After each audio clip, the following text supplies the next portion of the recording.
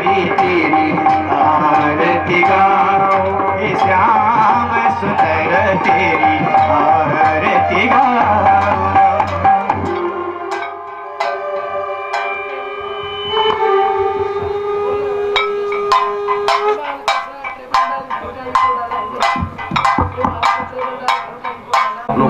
स्थान पर बैठ जा। हरिओम जय श्री राम। आप लोग बैठ जाइए, बैठ जाइए।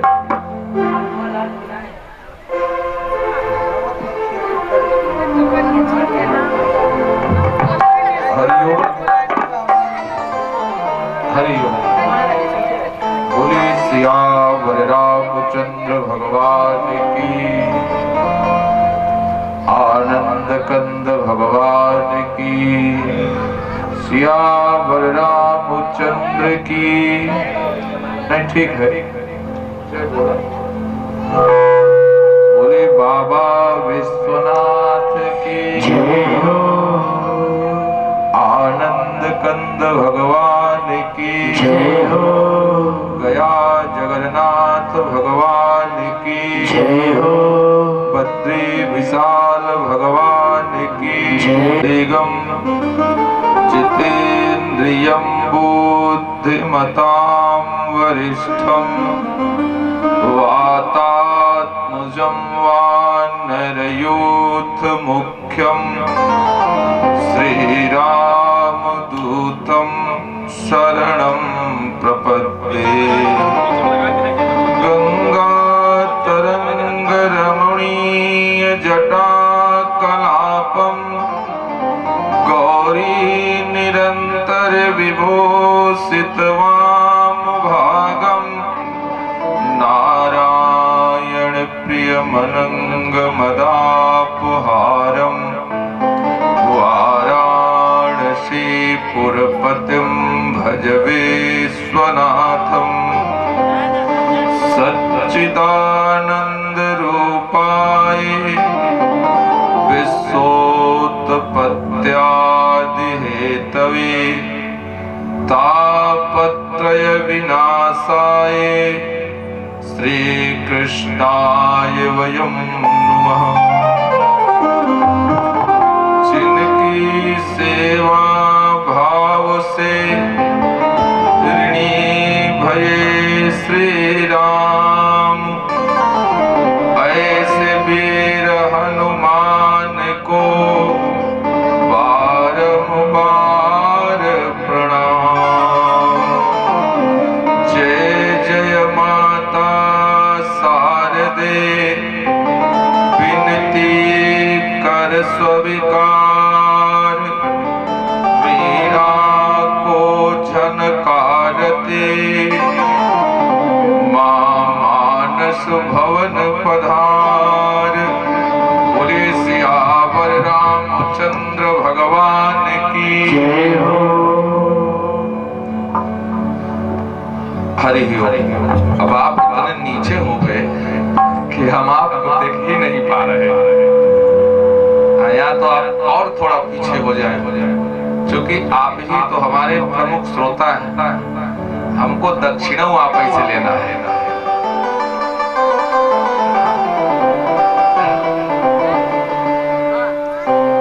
बोले सियावर रामचंद्र भगवान की जय हो।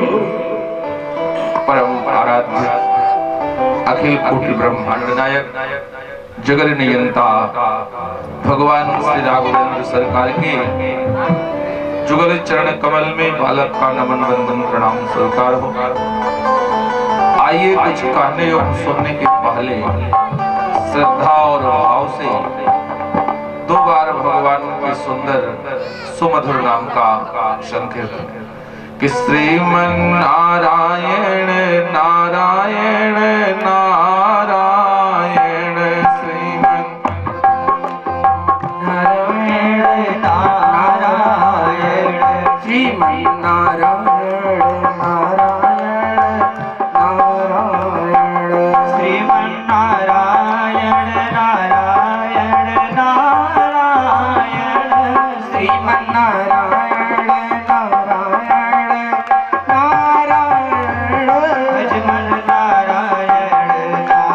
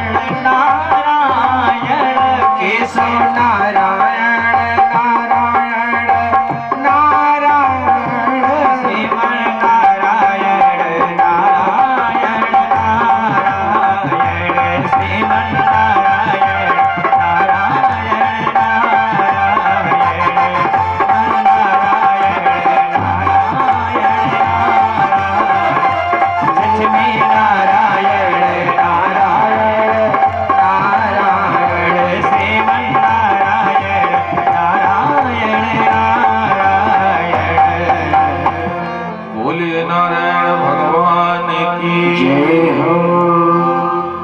भगवान की कृपा से हम भगवत चरित्र श्रवण करने के लिए इकट्ठा हुए। प्रचार गरमा बंद कर भैया। हरिओम। बोले सियावर रामचंद्र भगवान की। तो भगवान की कृपा से हम भगवत हाँ इको कुछ ज्यादा हुए, हम ज्यादा तैयार। हरिओम हरिओम। जितने लोग समझ पाओ तो अगर हमारी आवाज आप लोगों के समझ में ना आए तो समझ वर्मा जी से बता देना, सही कर देंगे। इसका मतलब तो ईगो ज्यादा, आवाज में ज्यादा डबलिंग होगी तो समझ में नहीं आएगा। कम करें। हाँ हरिओम हरिओम। बोले श्री कृष्ण भगवान की। भगवान की कृपा से हम आप भगवत चरित्र श्रवण करने के लिए इकट्ठा हुए। जीव पर जब भगवान की अत्यधिक कृपा होती है तब भगवान उसे अपनी कथा प्रदान करते हैं। सत्संग की सरिता में सराबोर होने का सौभाग्य उन्हीं सद्पुरुषों को प्राप्त होता है जिनके ऊपर भगवान की अत्यधिक कृपा होती है। भगवान अपने भक्तों की रक्षा पल पल पर करते हैं। बस भगवान के प्रति हमारा आपका विश्वास हो। विश्वासम फलदायका है, बिना विश्वास के फल की प्राप्ति नहीं होती, इसलिए विश्वास होना जरूरी है। श्री सूत जी महाराज कहते हैं कि यदा मृदे कौरव सृंजया नाम वीरे स्वथो वीर गतिम गतेषु वृकोदरा विद्ध गदा विमर्श भग्नो रुदंडे धृष्टराष्ट्र पुत्रे। जब महाभारत के युद्ध में भीम के गदा से दुर्योधन का जंघा टूट चुका था और अकेले कुरुक्षेत्र में लाशों के बीच दुर्योधन पड़ा था। कभी कभी मुर्दा समझकर गीध कौआ आवे और उनको हड़ाते हड़ाते परेशान हो चुका था। देखिए महाभारत का युद्ध, गीता में भगवान ने कहा है कि धर्म क्षेत्रे कुरुक्षेत्रे। देखिए युद्ध क्या है, धर्म क्षेत्र। पहले कहा ये धर्म क्षेत्र है, फिर कहा कुरुक्षेत्र है। धृष्टराष्ट्र के पुत्रों को कुरु कहा गया, कौरव वंश के हैं, कुरु वंश के। और पांडु के पुत्रों को धर्म कहा गया। ये दोनों अलग अलग हो गए, तो धर्म क्षेत्र अलग हो गया और कुरुक्षेत्र अलग हो गया। लेकिन कौरव और पांडु अगर दोनों साथ में हो तो आप क्षेत्र क्षेत्र को एक तरफ कर दीजिए और धर्म और कुरु को एक तरफ कर दीजिए, अर्थ बदल जाएगा। क्या होगा? बोले क्षेत्रे क्षेत्रे धर्म कुरु, पग पग पर धर्म करो। तो उस एक जमाना था, उस समय महाभारत के युद्ध में धर्म युद्ध था और आज धर्म में युद्ध है। हम धर्म के लिए लड़ रहे हैं। खैर, यदा मृदे कौरव सृंजया नाम वीरे स्वथो वीर गतिम गतेषु वृकोदरा विद्ध गदा विमर्श भग्नोरुदंडे धृष्टराष्ट्र पुत्रे। दुर्योधन का जंघा टूट चुका था और दुर्योधन के पास में अश्वत्थामा आया। अश्वत्थामा को देखकर दुर्योधन जोर जोर से रोने लगा। तो अश्वत्थामा ने कहा, दुर्योधन, तुम्हारा जंघा टूट गया है, दर्द हो रही होगी, इस कारण रो रहे हो। दुर्योधन ने कहा, हमारी मैया गांधारी ने अपने पट्टी को खोलकर हमें देख दिया, हमारा शरीर वज्र का हो गया है, दर्द के कारण मैं नहीं रो रहा हूं। तो महाभारत का युद्ध हार गए इसलिए रो रहे हो? दुर्योधन ने कहा, मैं युद्ध हार गया इसलिए भी नहीं रो रहा हूं। तो रो क्यों रहे हो? दुर्योधन ने कहा, रो इसलिए रहा हूं कि हम 100 भाई थे, 99 मर गए और 100वां में मरने वाला हूं। लेकिन अर्जुन 5 भाई थे, 5 जिंदा हैं, इसीलिए मैं रो रहा हूं। आज के समाज में बाबूजी, हम सुखी हैं या दुखी हैं इसका मतलब नहीं है। अपने को लोग नहीं देखते, हमारा पड़ोसी सुखी है इसलिए हमको दर्द है। तो दुर्योधन ने कहा, अर्जुन 5 भाई जिंदा है इसलिए मैं रो रहा हूं। एक भी मर गया होता तो मैं कम से कम चैन से मरता। तो अश्वत्थामा ने कहा, भैया, मैं 5 पांडवों से प्रत्यक्ष युद्ध तो नहीं कर सकता, तो काक उलूकन न्याय से चुपके से रात्रि में आक्रमण किया। भगवान विजय उत्सव मना रहे थे पांडवों के साथ। थोड़ा मीट बढ़ा देना वर्मा जी, मीट बढ़ा देना थोड़ा हल्का सा। हरिओम। बस। तो कहा कि भगवान पांडवों के साथ विजय उत्सव मना रहे थे और इधर द्रौपदी के 5 पुत्र पांडवों की चारपाई पर लेटे थे, चदरा तान के। अश्वत्थामा आया, समझा ये 5 पांडव हैं, 5 बच्चों के गले को काट कर ले गया, दुर्योधन को भेंट कर दिया। अब दुर्योधन को वरदान था कि जब तुम्हें एक साथ सुख मिलेगा और दुख मिलेगा तब तुम्हारी मौत होगी। अश्वत्थामा ने लाया सिर, कहा, ये देखो, ये 5 पांडवों को मैंने मार दिया। बड़ा प्रसन्न हुआ दुर्योधन कि मैं कम से कम मरते समय 5 पांडवों को मुर्दा देख तो लूंगा।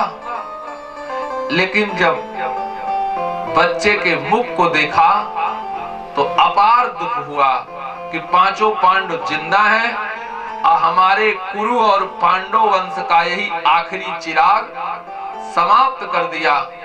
अश्वत्थामा ने तुरंत सुख दुख एक साथ मिला, मर गया। अश्वत्थामा ने सोचा, अगर अर्जुन जिंदा है तो अब मैं जिंदा नहीं रहूंगा, भगा। और इधर जब भगवान विजय उत्सव मनाकर आए, सुबह देखे तो माता शिशु नाम निधनम सुता नाम निशम्य घोरम परितप्यमाना। माता शिशु नाम, अपने बच्चों के लाश के पास द्रौपदी छाती पीट पीट कर रो रही थी। ने कहा अर्जुन द्रौपदी रो रही है, थोड़ा ढांढस बंधाओ। भगवान के कहने से अर्जुन ने कहा कि जिसने हमारे 5 पुत्रों को मारा है, बिना उसका वध किए मैं द्रौपदी के आंख के आंसुओं को नहीं पोंछूंगा। भगवान को सारथी बना करके अर्जुन अश्वत्थामा को खदेड़े। दोनों में भयंकर युद्ध हुआ। प्राण बाधा उपस्थित होने पर अश्वत्थामा यद्यप ब्रह्मास्त्र चलाना जानता था, वापस करना नहीं जानता था, ब्रह्मास्त्र चला दिया। भगवान ने कहा अर्जुन ब्रह्मास्त्र का काट ब्रह्मास्त्र है, तुम भी ब्रह्मास्त्र का प्रयोग करो। अर्जुन ने ब्रह्मास्त्र का प्रयोग किया, लेकिन जब दोनों ब्रह्मास्त्र आपस में टकराने की स्थिति में आए तो भगवान को लगा अगर दोनों ब्रह्मास्त्र आपस में टकरा गए तो सृष्टि समाप्त हो जाएगी। तो भगवान के कहने से भगवान ने कहा अर्जुन ब्रह्मास्त्र वापस करो। तो भगवान के कहने से अर्जुन ने दोनों ब्रह्मास्त्र वापस कर लिए। अश्वत्थामा को रस्सी में बांध कर ले आए, द्रौपदी के अक्ष के समक्ष खड़ा कर दिया। अब आप समझो कि कोई हमारे आपके 5 पुत्रों को मार दिया हो और हाथ पैर बंधा मिल जाए तो माता जी हम आप छोड़ेंगे? नहीं छोड़ेंगे। लेकिन हम में और द्रौपदी में यही अंतर है। द्रौपदी ने कहा मुंचता में स ब्राह्मणो नितराम गुरु, इसे छोड़ दो, ये हमारे गुरु का पुत्र है। आओ जाके पैर न फटी बेवाई, सो क्यों जाने पीर पर आई। पुत्र के वियोग का दुख मुझसे ज्यादा कोई जान नहीं सकता है। अभी अभी हमारे 5 पुत्र मरे। अगर पति मर जाए तो पत्नी अपने बच्चों के मुख को देखकर जिंदा रह लेती है, लेकिन बेटा भी मर जाए, पति भी मर जाए तो उस माँ के सामने यही होता है कि धरती फट जाए, मैं उसमें समा जाऊं। द्रौपदी ने कहा हमारे 5 पुत्र मर गए। हमारी गुरु माता कृपी के पति द्रोणाचार्य की महाभारत में मृत्यु हो चुकी है। अब अगर बेटा भी मर गया तो अभी हृदय में पति वियोग की आग शांत नहीं हुई, अब पुत्र वियोग की भी आग हृदय में जल जाए तो कृपी मैया जिंदा कैसे रहेंगी। इसलिए मुंचता में स, इसे छोड़ दो। द्रौपदी अश्वत्थामा को बचाने के लिए दौड़ी तो भीम मारने के लिए दौड़े, भीम मारने के लिए दौड़े। अब एक चीज समझ लो गुप्ता जी, पति पत्नी आपस में झगड़ा कर रहे हो तो तीसरे व्यक्ति को जाना नहीं चाहिए, यही बुद्धिमानी है। दुनिया में पति पत्नी झगड़ा कर रहे हो तो किसी व्यक्ति को उनके झगड़ा में बिचौलिया करने के लिए जाना नहीं चाहिए, नहीं तो दोनों जने मिल के हड्डी तोड़ देंगे। हाँ, दुनिया में एक आदमी है जो बिचौलिया कर सकता है, माता जी बता दें। एक आदमी, पति पत्नी झगड़ा कर रहे हो तो बीच में साला आ जाए, झंझट खत्म। भगवान श्री कृष्ण आ गए बीच में। भगवान ने कहा अर्जुन ब्रह्म बंधुर नहांतप्पे आतताई बदहारण। ब्राह्मण को मारना नहीं चाहिए, आतंकवादी को छोड़ना नहीं चाहिए। मैंने दोनों बात कही। एक काम करो, जो द्रौपदी को भी अच्छा लगे और भीम को भी अच्छा लगे वही काम करो। तो द्रौपदी को मैया कब अच्छा लगेगा? जब अश्वत्थामा छोड़ दिया जाए। और भीम को कब अच्छा लगेगा? जब अश्वत्थामा मार दिया जाए। अब भगवान कह रहे हैं अर्जुन तुम वही काम करो जो दोनों को अच्छा लगे। अर्जुन मन में मुस्कुराए, बोले वारे टेढ़ी टांगों वाले, तुम कभी सीधी बात कर ही नहीं सकते हो। अर्जुन बात समझ गए।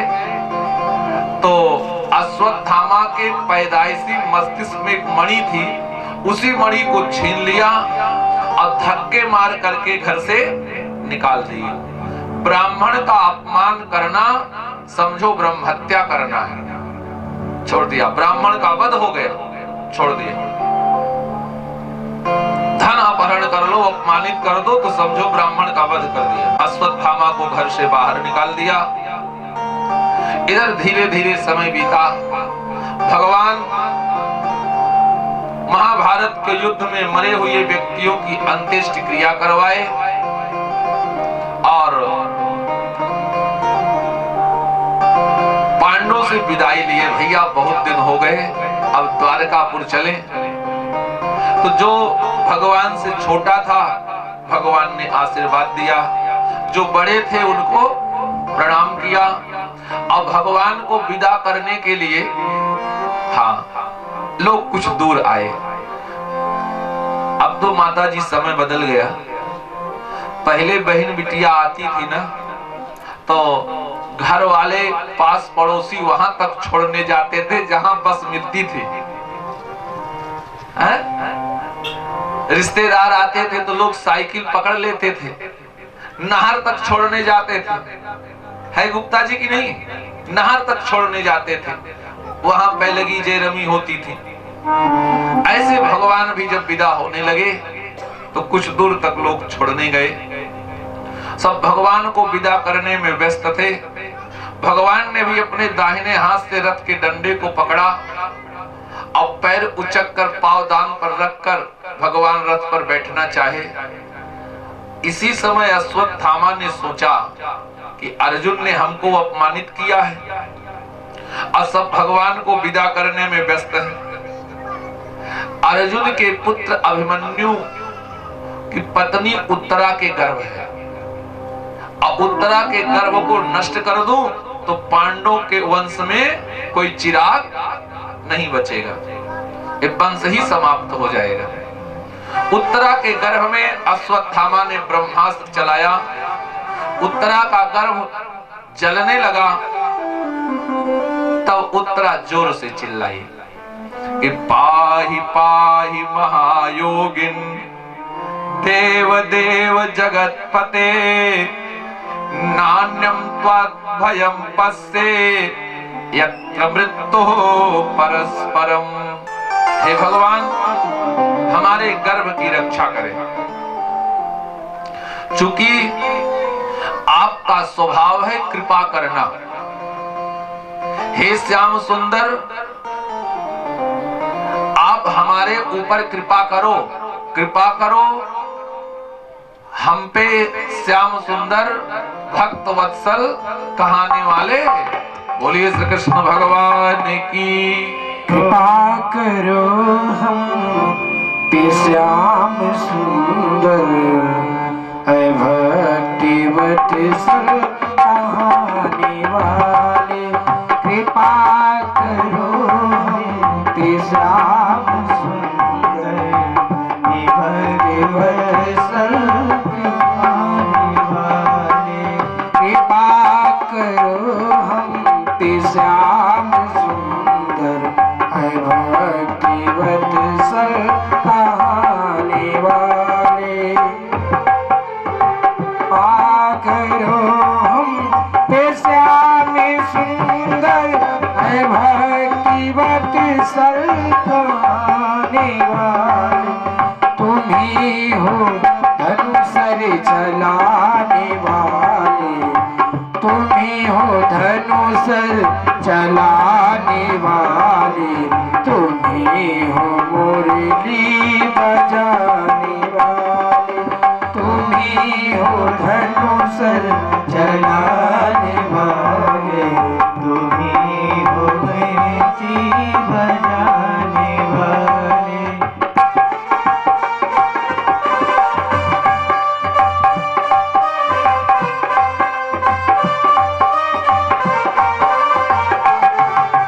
तुम्हें पुकारा था द्रौपदी ने, बचाया प्रहलाद को तुम्हीं। तुम्हें पुकारा था द्रौपदी ने, बचाया प्रहलाद को तुम्हीं।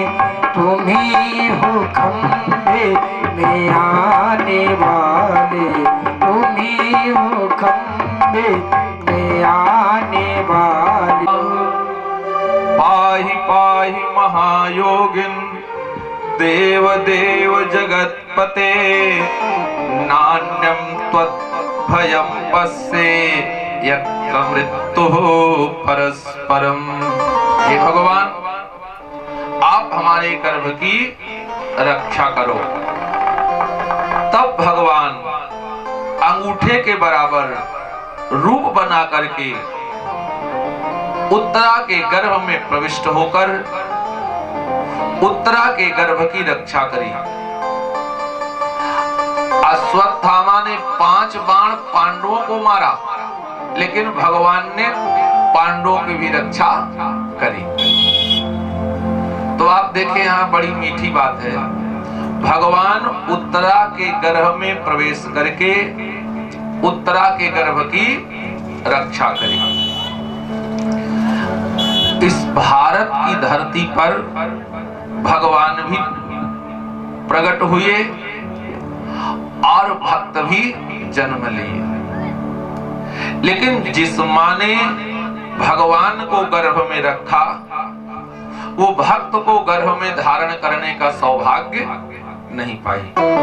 और जिस मां ने भक्त को गर्भ में रखा, वो भगवान को गर्भ में रखने का सौभाग्य नहीं पाई। जैसे कौशल्या और देवकी जैसी मैया ने राम और कृष्ण जैसे भगवान को अपने कुक्ष में पाला, लेकिन भक्त को गर्भ में न रख सकी।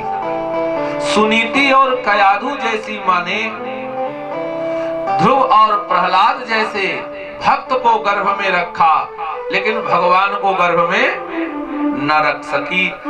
दुनिया की एकलौती सौभाग्यशाली महिला उत्तरा है, जिसने भक्त और भगवान दोनों को अपने गर्भ में धारण किया है। भक्त के रूप में परीक्षित पहले ही गर्भ में थे, और भगवान भी जब गर्भ में प्रविष्ट हुए गर्भ के बालक की रक्षा करने के लिए, तो भक्त और भगवान दोनों को उत्तरा ने गर्भ में रखा कि नहीं रखा? भक्त और भगवान दोनों को अपने कुक्ष में रखने का सौभाग्य केवल उत्तरा को ही मिला है। भगवान ने उत्तरा के गर्भ की रक्षा करी, और भगवान जब जाने लगे तो कुंती दौड़ी भगवान के पैर को छूने के लिए कि कृष्णाय वासुदेवाय देवकी नंदनाय चा नंद गोप कुमाराय गोविंदाय नमो नमः। भगवान को प्रणाम करने के लिए कुंती मैया दौड़ी और झुकी, तो भगवान ने बीच में ही हाथ पकड़ लिया। बोले, बुआ, उल्टी गंगा बहा रही हो। नियम तो यह है कि भतीजा बुआ को प्रणाम करे, अब आप बुआ हो के हमारा पैर छू रही हो। तो कुंती ने कहा, कन्हैया, जब मैं तुम्हें भगवान समझती हूं तो तुम बुआ कह के मुस्कुरा देते हो। बस मैं तुम्हें अपना भतीजा मान बैठती हूं। आज भतीजा नहीं मानूंगी, आप भगवान हो। मैं अपना भतीजा जान के नहीं, भगवान जान के प्रणाम करना चाहती हूँ, प्रणाम करने दो। भगवान ने कहा बुआ ये नहीं हो सकता है, इस समय मैं आपका भतीजा हूँ, आपके भाई का बेटा हूँ, और अगर आप मुझे भगवान मानती हो तो एक काम करो, भगवान से कुछ मांगा जाता है तो हमसे मांग लो। कुंती ने कहा पक्का दोगे? भगवान ने कहा हाँ दूंगा। अच्छा माता जी, अगर भगवान आवे और हमसे आपसे कहें कि कुछ मांग लो, तो हम लोग यही मांगेंगे कि हमारा घड़ा गिर जाए या हमारी एक आंख फूट जाए? हाँ, एक माता जी ने कह रही हाँ, बाकी सब ना कर रहे हैं। कोई भी नहीं चाहेगा कि हमको दुख मिले। लेकिन कुंती ने कहा कन्हैया अगर देना चाहते हो तो एक काम करो। क्या?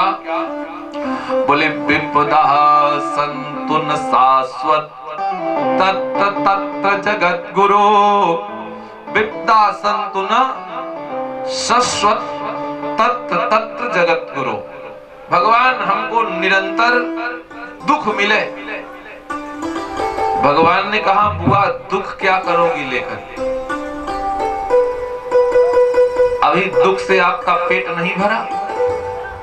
हमको तो लगता है कि सबसे बड़ा बिटिया का शरीर मिलना ही दुख है। बिटिया का शरीर मिलना दुख है। 20 साल तक कहीं रही, एक झटका आया, किसी ने मांग में एक चुटकी सिंदूर डाला, अब 20 साल के संस्कार छोड़कर बिटिया चली गई। पहला तो बिटिया होना दुख, अब अगर बिटिया का पालन पोषण दूसरे के घर में हो तो और दुख। तो कुंती पैदा हुई सूरसेन के यहाँ, और सूरसेन ने इनको गोंद दे दिया कुंती भोज को। नाम पड़ गया कुंती। पहले का नाम था पृथा। और दूसरा सबसे बड़ा दुख कि बिना विवाह के कर्ण पैदा हो गया। तीसरा दुख पति मिला तो पांडु रोगी। चौथा दुख द्रौपदी का कुंती के आंख के सामने सारे नाती पोता मर गए 5 पुत्रों को छोड़कर। थोड़ा धीमा बजाओ भैया। मर गए। और बुआ इतना दुख पाई, अभी तुम्हें और दुख चाहिए? आखिर में तुम्हें दुख से प्रेम क्यों हो गया? कुंती ने कहा कन्हैया इसके 2 कारण हैं। पहला कारण कि कहा पहला कारण है कि अगर सुख मिलता है तो लोग भगवान को भूल जाते हैं, और दुख मिलता है तो भगवान को याद करते हैं। कहा कि दुख में सुमिरन सब करे, सुख में करे न कोई, और जो सुख में सुमिरन करे तो दुख काहे का होय। इसलिए सुख के माथे सिल परे, जो हरि को देय भुलाए, और बलिहारी वा दुख की जो पल पल नाम रटाए। दुख में आपका ध्यान बना रहता है, इसलिए मैं दुख चाहती हूं। और दूसरा कारण महाराज विपदा संतु नह शाश्वत, शाश्वत निरंतर हमको दुख मिले। कितना दुख? 1 किलो 2 किलो 4 किलो काना। संसार में जितने दुखी जीव हैं सबका दुख हमें दे दो। तो भगवान ने कहा बुआ अगर संसार के दुखी व्यक्तियों का दुख मैं आपको दे दूं तो आप तो दुखी हो जाओगी। कुंती ने कहा मैं दुखी नहीं होंगी। क्यों? कहा कि दुनिया के दुख को कन्हैया आप मुझे दोगे तो मैं जब दुखी होंगी तो आपसे बर्दाश्त नहीं होगा। अब आप हमारे पास आओगे तो आपके आते ही हमारा दुख दूर हो जाएगा। तो दुनिया के दुख को कुंती लिया, अब कुंती का दुख भगवान ने लिया तो दुनिया में कोई दुखी रहा? सब सुखी हो जाएंगे। इसलिए हमें दुख दे दो। भगवान ने कहा बुआ दे ही नहीं सकता। क्यों? कहा आप मांगी ही वही हो कि मैं आपको दे नहीं सकता। क्यों? तो अच्छा आप लोग सोचो, अगर कहीं लिखा है मेडिकल स्टोर माने औषधालय, तो क्लियर हो गया कि अंदर औषधि मिलती है। कहीं लिखा है पुस्तकालय, तो क्लियर है कि इस दुकान के अंदर पुस्तक मिलती है। और कहीं लिखा है विद्यालय, तो क्लियर है कि इस बिल्डिंग में विद्या मिलती है, स्कूल है। कहीं लिखा है वस्त्रालय, तो क्लियर है कि इस बिल्डिंग के अंदर वस्त्र मिलता है।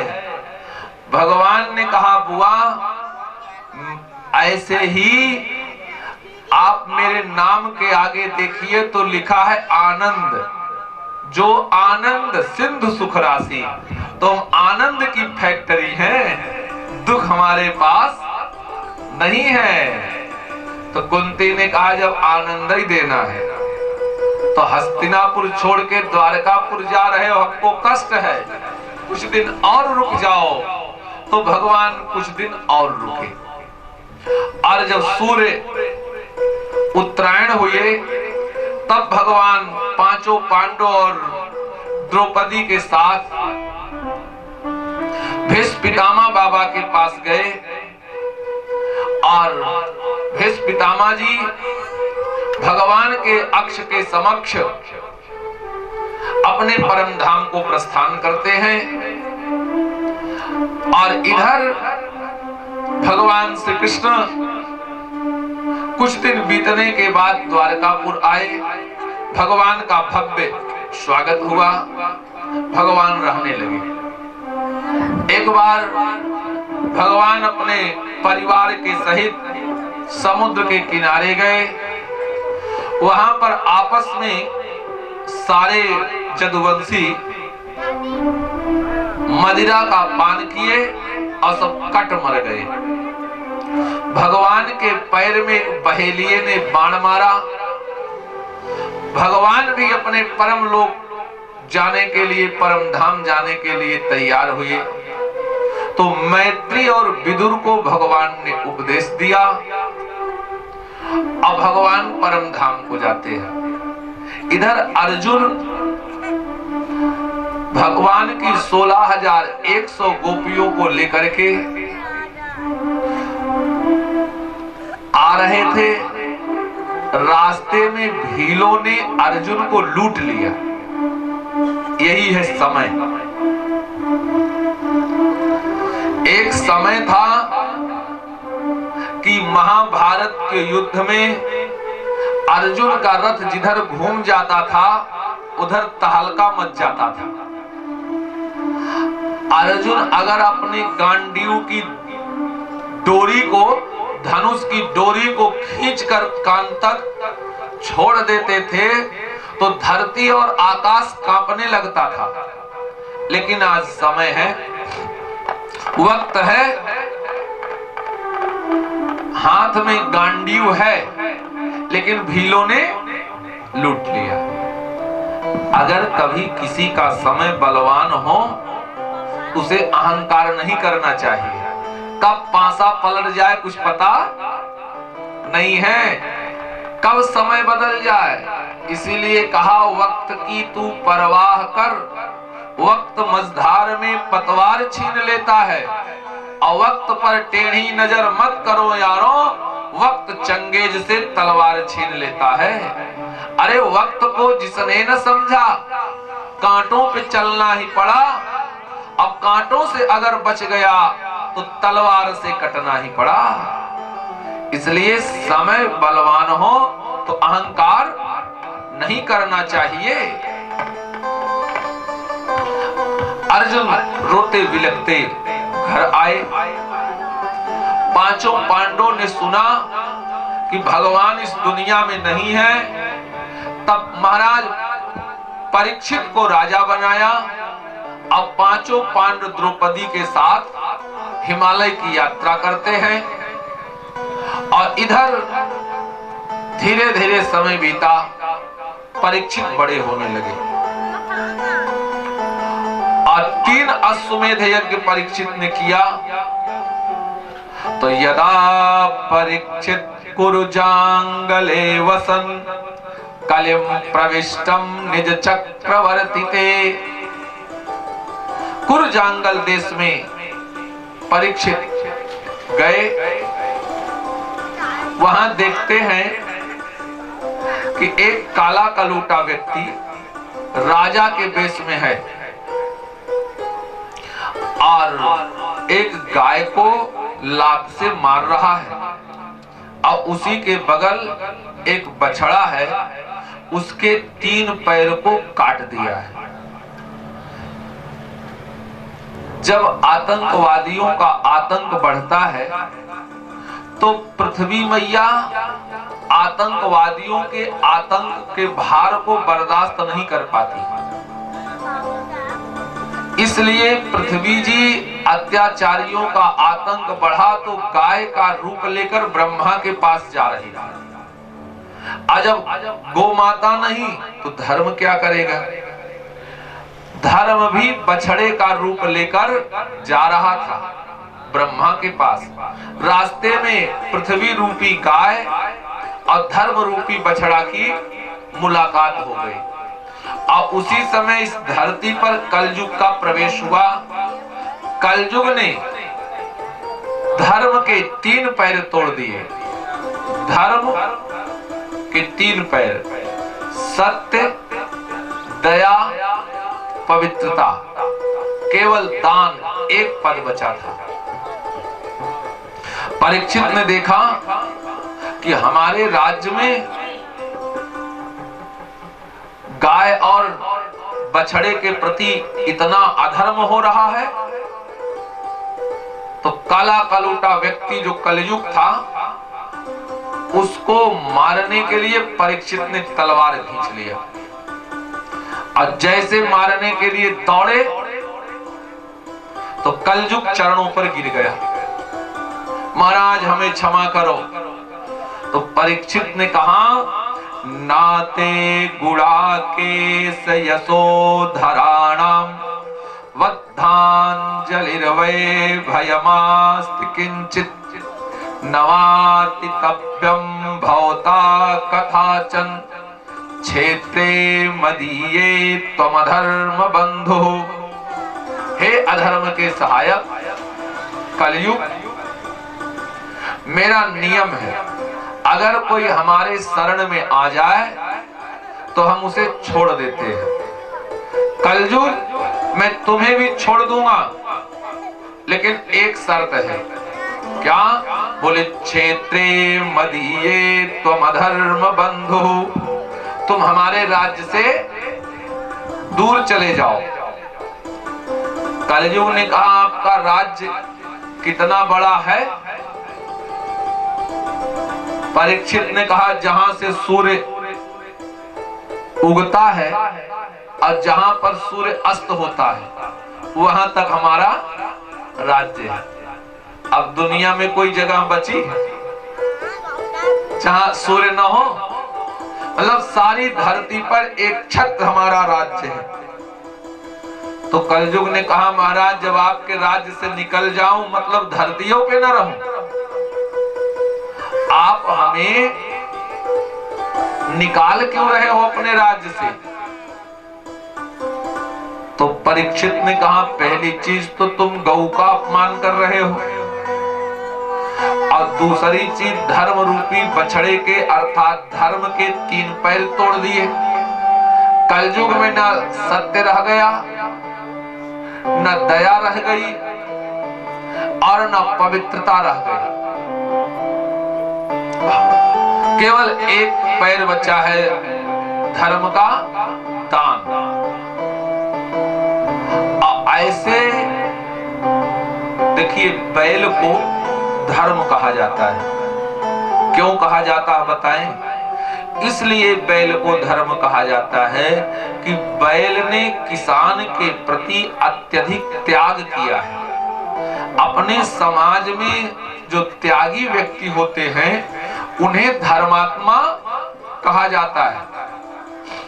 बैल ने किसान के प्रति जो त्याग किया है वो और किसी ने नहीं किया है। ब्रह्मा ने जब सृष्टि का निर्माण किया तो किसान बनाया। किसान ने कहा हमें क्या करना होगा? क्या ए माता जी, कोई बात नहीं, वो आरती वाली आए, वो बुतत वह जलत गया, हाँ निधरक रहा, उसको नहीं जलाने की जरूरत हो तो अच्छा अगरबत्ती हाँ जला दो। बोलिए श्री कृष्ण भगवान की। तो कहा बैल किसान ने धर्म से, किसान ने ब्रह्मा से कहा हमें क्या करना होगा? ब्रह्मा ने कहा तुम्हें खेती करनी होगी। तो किसान ने कहा हल कौन खींचेगा? तब हाथी खड़ा हो गया, हल मैं खींचूंगा। किसान ने कहा धन्य हो गजराज, आप हाथी हल जोतोगे, आपका वेतन क्या होगा? तो हाथी ने कहा ज्यादा नहीं, बस 2 कुंतल गन्ना, 5 किलो एक रोटी, अब खुला छोड़ देना, टहनी खाऊंगा। अच्छा अगर हाथी से खेती होती तो फायदा होता? नहीं होता। ब्रह्मा ने कहा बैठ जाओ। हाथी बैठ गया तो शेर खड़ा हो गया, मैं हल खींचूंगा। किसान ने कहा धन्य हो सिंह साहब, आप हल खींचोगे तो आपका वेतन। बैल सिंह ने कहा कोई ज्यादा नहीं, बस रोज एक भैंसा खाने को दे देना। किसान ने कहा बैठ जाओ, रोज एक भैंसा खाने को दिया जाए और शेर से खेती हो तो फायदा होगा? नहीं होगा, बैठ जाओ। तब बैल खड़ा हो गया। बैल ने कहा मैं हल खींचूंगा। किसान ने कहा तुम हल खींच लोगे? बैल ने कहा हल की बात छोड़ दो, हेंगा लगा देना, खुद चढ़ जाना, उसे भी खींच दूंगा। बैलगाड़ी में जोत देना, अपना सामान रख लेना और बैलगाड़ी में खुद बैठ जाना, उसे भी खींच दूंगा। तो किसान ने कहा कि बैल तुम्हारा वेतन क्या होगा? बैल ने कहा कोई वेतन नहीं होगा, जो खेती से अनाज पैदा हो जाए उसे तुम ले लेना और जो कूड़ा करकट पैदा हो जाए उसे हमें दे देना। तो हम लोग गेहूं धान की खेती करते हैं तो चावल रोटी खाते हैं, अब बैल पैरा भूसा खाता है। बैल ने किसान के प्रति जो त्याग किया है इसीलिए वो धर्म कहा जाता है। परीक्षित ने कहा हमारे राज्य में अधर्म का इतनी दुर्दशा, तुम अधर्म के सहायक हो, इसलिए क्षेत्रे मदीये तुम अधर्म बंधु, हमारे राज्य से बाहर निकल जाओ। कलयुग ने कहा बिल्कुल मैं चला जाऊंगा आपके राज्य से, लेकिन आप हमारे एक प्रश्न का उत्तर दे दीजिए। परीक्षित ने कहा पूछो। तो प्रश्न ध्यान से सुनना, उत्तर आप ही लोगों को देना है। कलयुग ने कहा महाराज परीक्षित, एक बाप के 4 बेटे थे। बाप ने चारों पुत्रों को बुलाया और अपनी संपूर्ण संपत्ति 3 पुत्रों में बांट दिया और चौथे बेटे को घर से निकाल दिया। आप बताओ बाप धर्मी है कि अधर्मी? हाँ, क्या बात है भाई, वो अधर्मी है। भाई मान लिया 3 बेटे बहुत आप लाड प्यार करते थे तो थोड़ा ज्यादा दे देते, एकदम से बहिष्कार ही करना उचित नहीं है बेटे का। वो बाप अधर्मी है, परीक्षित ने कहा। तो कलयुग ने हाथ जोड़ लिए, महाराज वो बाप और कोई नहीं है, आप ही हो। परीक्षित ने कहा मतलब? कलयुग ने कहा मतलब हम 4 भाई हैं, सतयुग, त्रेता, द्वापर, कलयुग। इस धरती पर सतयुग भी रहा, त्रेता भी रहा, द्वापर भी रहा और हमारी उम्र तो बहुत कम है, 4,36,000 वर्ष। हम आए तो आप कह रहे हो क्षेत्रे मदीये तुम धर्म बंधु, हमारे राज्य से निकल जाओ। परीक्षित ने कहा तुमने 4 अंक पहले कहा है तो जाओ 4 जगह देता हूं। 4 भाई हो तो 4 जगह। कहा? का धृतम पानम स्त्रिया सूनम यत्रा धर्मस् चतुर्विधा। तुम जहां जुआ खेला जाता हो वहां रहो, जहां जुआ खेला जाता हो वहां रहो। अच्छा, जुआ प्रायः 3 चीज से खेला जाता है, 3 चीज से।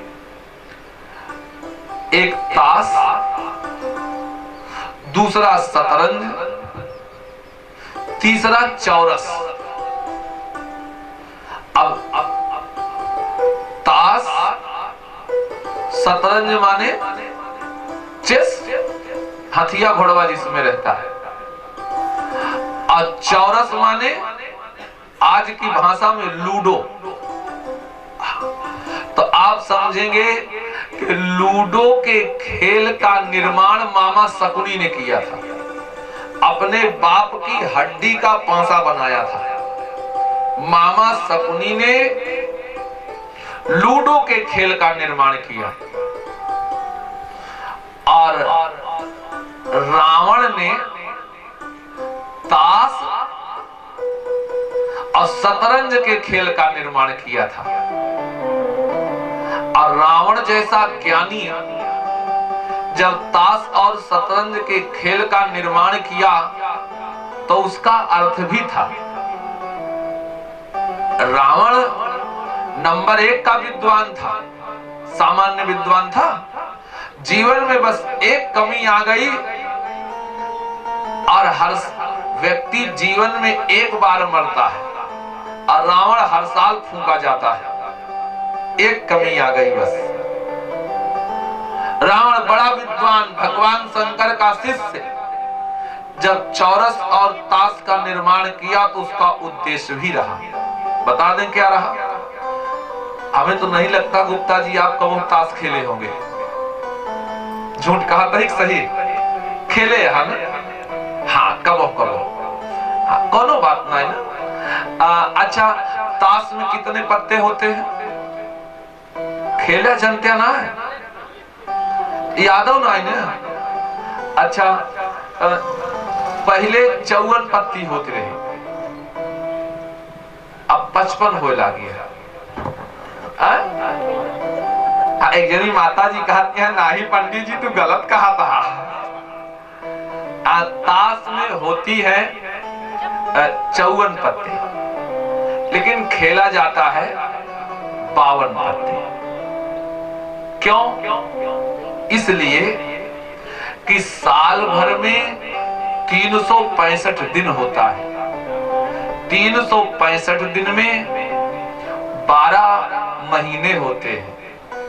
एक महीना में 30 दिन होता है और 7 दिन का एक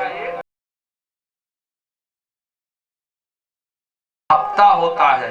तो हफ्ते से आप जब वर्ष को भाग दोगे, मतलब 365 को जब आप 7 से भाग दोगे तो उत्तर 52 आएगा। अब गणित में जो शेष बचता है उसका कोई मूल्य नहीं होता है, इसलिए 52 पत्ते खेले जाते हैं और जो शेष बचता है 2 जोकर 54, तो जोकर नहीं खेले जाते। अच्छा, रावण की भाषा में पहली पत्ती का नाम है और हम लोग पहली पत्ती को क्या कहते हैं? दुक्की। कहा पंडित कुल जानता भरमावा जी। पहली पत्ती का नाम एक्का अपनी भाषा में, लेकिन रावण की भाषा में एक्का नहीं, एक्की। भगवान के यहां से आए एक्की, लेकिन दादाजी रहने नहीं देंगे, कर देंगे दुक्की। विवाह हो गया तो विवाह हो गया तो घर बार का खर्चा, फिर बच्चे, पढ़ाई लिखाई, घर द्वार बनवाना, इक्की दुक्की तिक्की चौगी पंजी छक्की, मतलब छक्का छूटा, घर द्वार लड़का बच्चा। उसके बाद सत्ती अट्ठी नहली दहला, दिल दहला। बाप ने अपने जीवन की सारी कमाई बहू बेटी को दे दिया, बेटे को दे दिया। अब बुढ़ऊ पानी मांगे तब पतो होता है का मेघा बहा टर टर के तब बाप का दिल दहला। वारे भगवान, जीवन की सारी कमाई परिवार में लगा दिया, आज एक गिलास पानी के लिए मेढक बनाया जा रहा है। तब वो सोचता है ऐसा क्यों हुआ। तो दहले की बात कौन पत्ती है? गुलाम। हम गुलाम बन गए किसके? गुलाम के बाद पत्ती आती है बेगम। हम गुलाम भी बने तो बीबी के गुलाम बने। हमारे देश का बंदर और गिद्धराज जटायु भी गुलाम बना है तो बादशाह का गुलाम बना है। अगर हम भगवान, बादशाह माने भगवान, भगवान के गुलाम बन जाते तो जीवन धन्य हो जाता, लेकिन हम भगवान के नहीं गुलाम बने तो बादशाह के बाद एक्की आए थे, एक्का बन के चले गए 4 के कंधे पर। तो कहा धृतम पानम स्त्रियासूनम यत्रा धर्मस् चतुर्विधः। जहां जुआ खेला जाता हो तो वहां रहो। फिर परीक्षित ने कहा कलयुग दूसरी जगह जहां शराब पी जाती है वहां रहो। शराब चाहे बुरा मत मानना, चाहे महुआ की हो, चाहे अंगूर की हो, चाहे जौ की हो, चाहे सेब से बने, जब तक उसमें महुआ नहीं मिलाया जाता तब तक नशा नहीं होती है। मतलब शराब बनती है तो महुआ से। अब महुआ का सीजन आवती है, देख ले। महुआ जब पैदा होता है तो महुए के पेड़ में एक भी पत्ती हरी नहीं रहती है। मतलब प्रकृति हमें संदेश देती है कि जो महुआ जन्म लेते अपने जन्मदाता की हरियाली को नष्ट कर दिया, उस महुआ से बनी शराब को पियोगे तो आपके जीवन की हरियाली नष्ट हो जाएगी। इसलिए परहेज किया जाए जहां तक बच जाए, और जहां कसाई खाना हो वहां रहो, जहां वैश्यालय हो वहां रहो।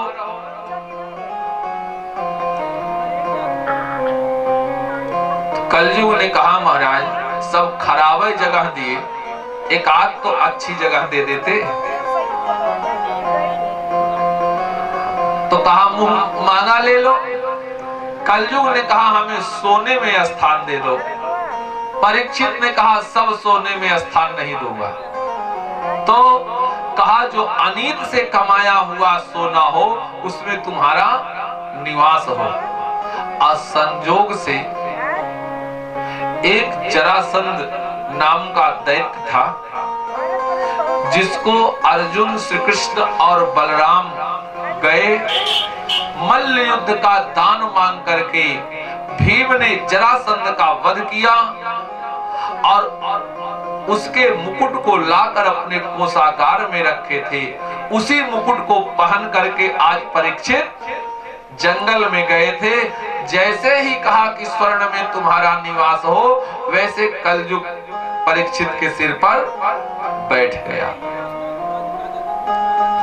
और परीक्षित चले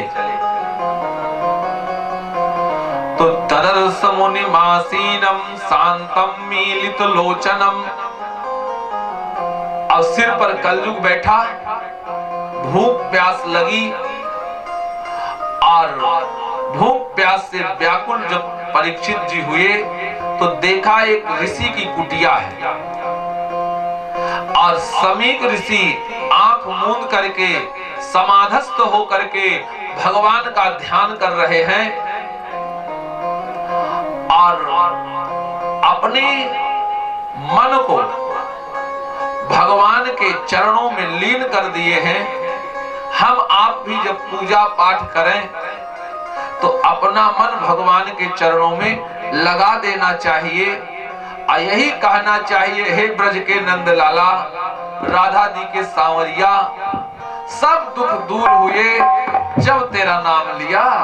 ब्रज के नंद लाला, श्री राधा जो के सांवरिया, सब दुख दूर हुए जब तेरा नाम लिया। ब्रज के जब तेरा नाम लिया।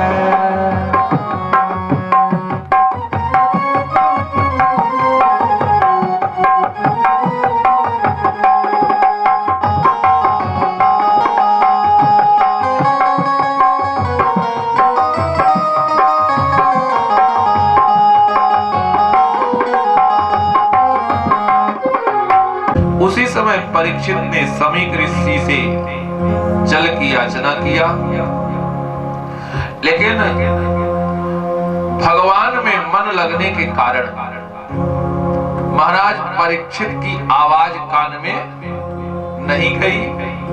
परीक्षित को लगा ये महात्मा ढोंग कर रहा है और मैं राजा हूं, ये मेरा अपमान कर रहा है। यद्यप समीक ऋषि का ऐसा कोई भाव नहीं था, वो तो समाधि में थे। कलयुग ने तुरंत मरा हुआ एक सांप प्रकट कर दिया और परीक्षित अपने धनुष से उठाकर समीक ऋषि के गले में मरा हुआ सांप डाल दिया।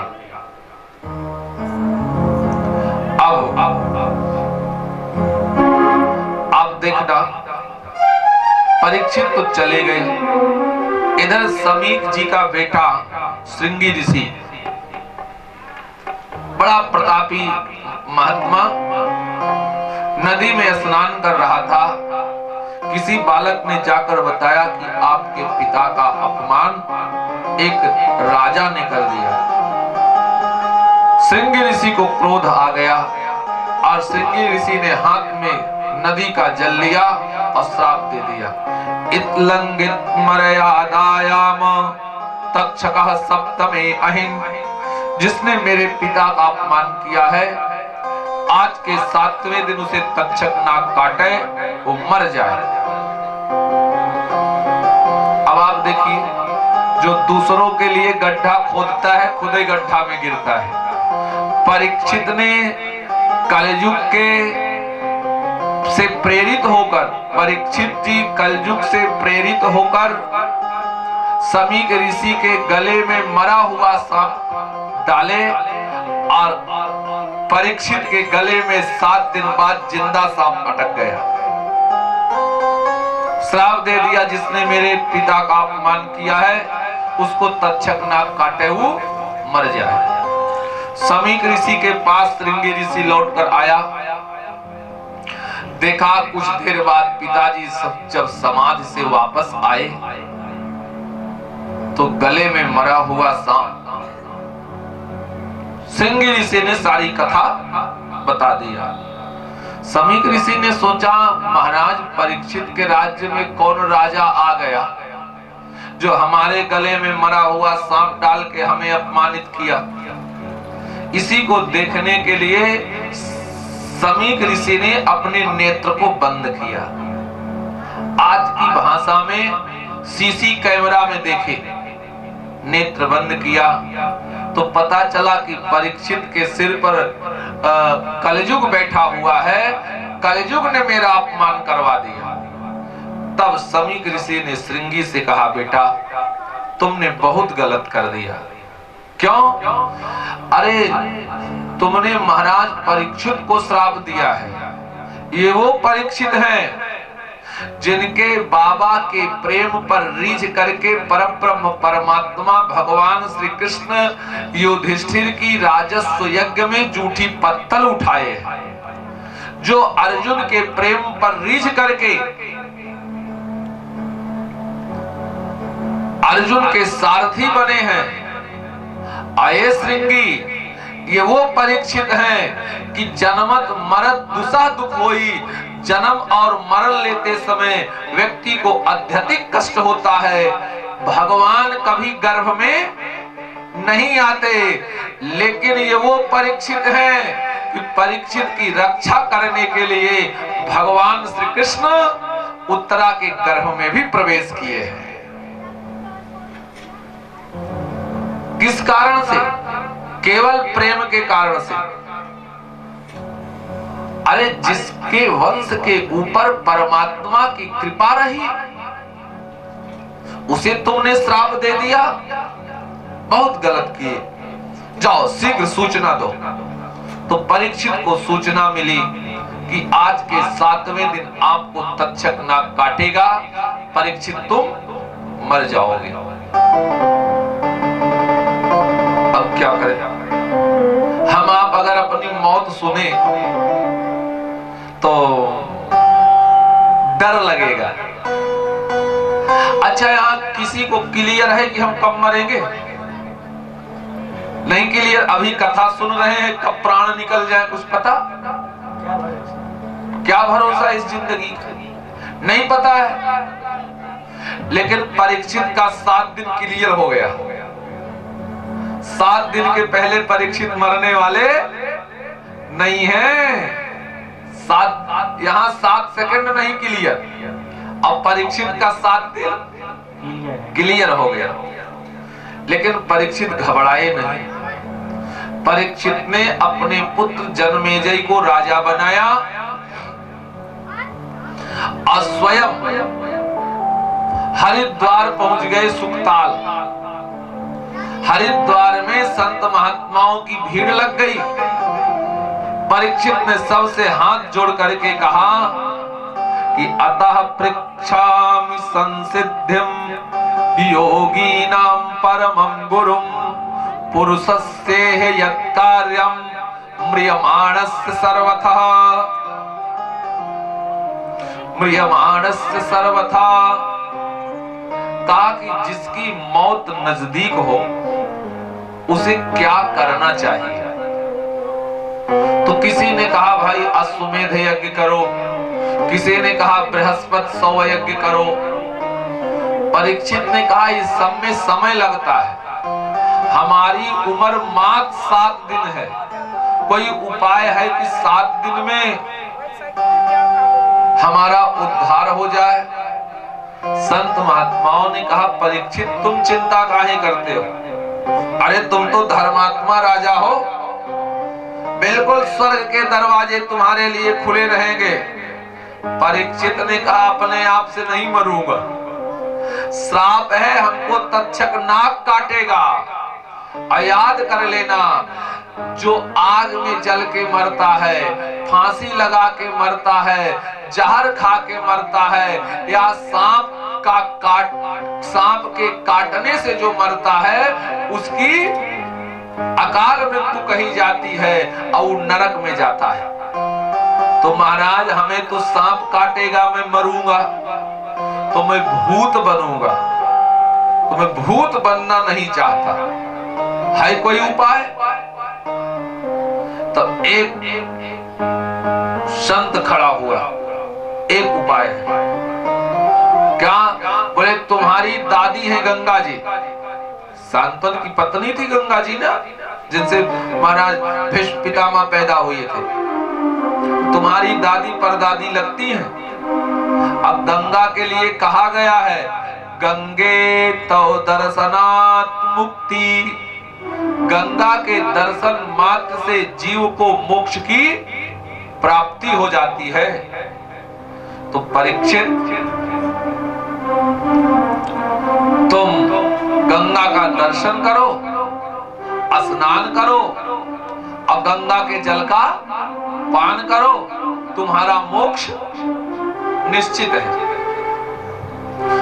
अच्छा, आप लोग बहुत कथा सुने हो, जरा सोचना, अगर गंगा जी परीक्षित को मोक्ष दिला देती तो परीक्षित को भागवत कथा सुनने की जरूरत पड़ती? नहीं पड़ती। इस बात से क्लियर हो गया कि गंगा जी परीक्षित को मोक्ष नहीं दे पाई, तभी तो भागवत कथा परीक्षित सुने। तो गंगा क्यों नहीं दे पाई?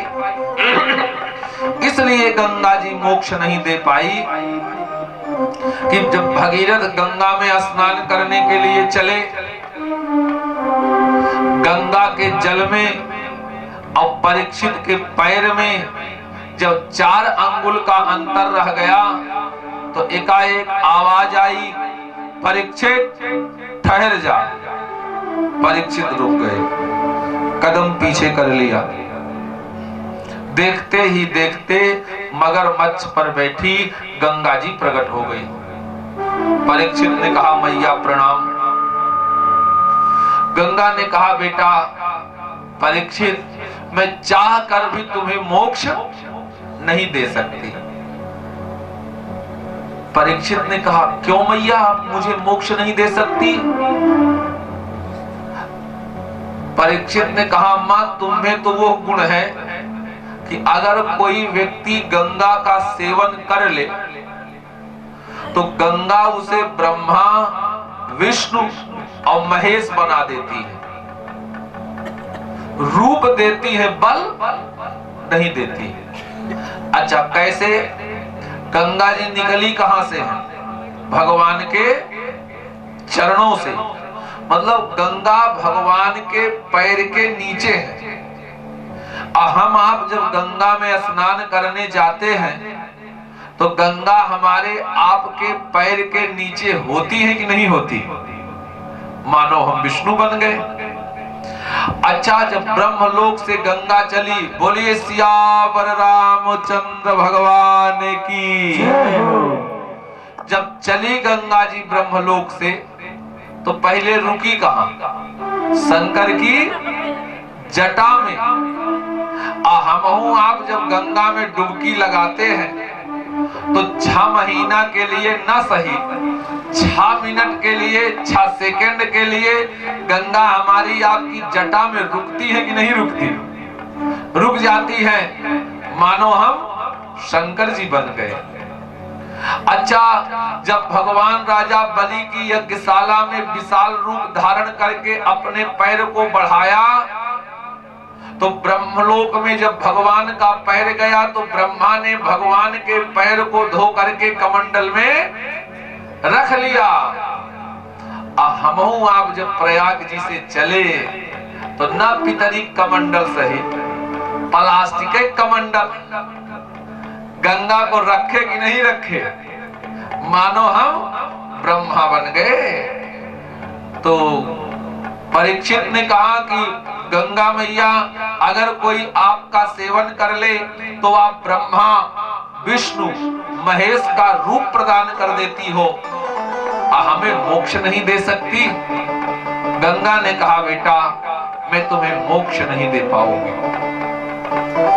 क्यों? का पहला कारण, तो जो जैसा करता है उसको वैसे फल मिलता है। जो तुमने बोया है वही तू काटेगा, जो बोया है वही काटेगा। लगाया पेड़ बबूल का तो आम कहां से पैदा होगा? यही यहाँ कहूंगा, कुछ कहे न हम। हाँ तो गावा फिर। जो बोएगा वो काटेगा, जो बोएगा।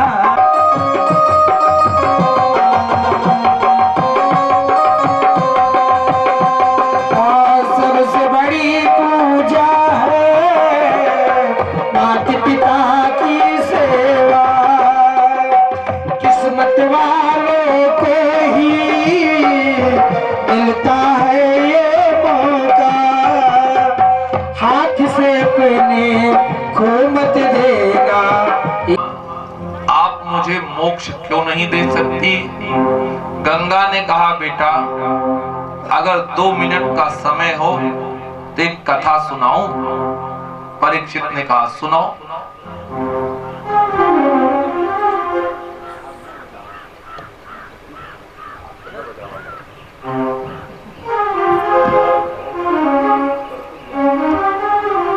बोलिए श्री कृष्ण भगवान की। तो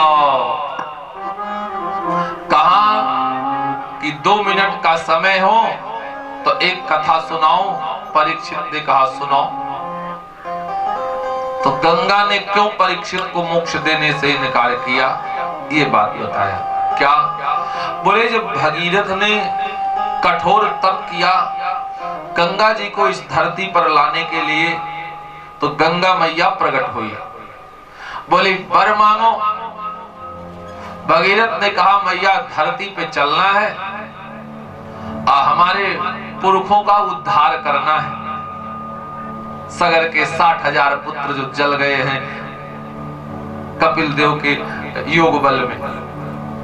तो गंगा जी ने कहा, भगीरथ मैं धरती पर तो चलूंगी, लेकिन जब मैं ब्रह्मलोक से चलूंगी तो हमारा वेग इतना तीव्र होगा, इतना तेज होगा कि अगर मुझे आधार नहीं मिला तो मैं धरातल को चीरकर रसातल में चली जाऊंगी, धरती में चली जाऊंगी।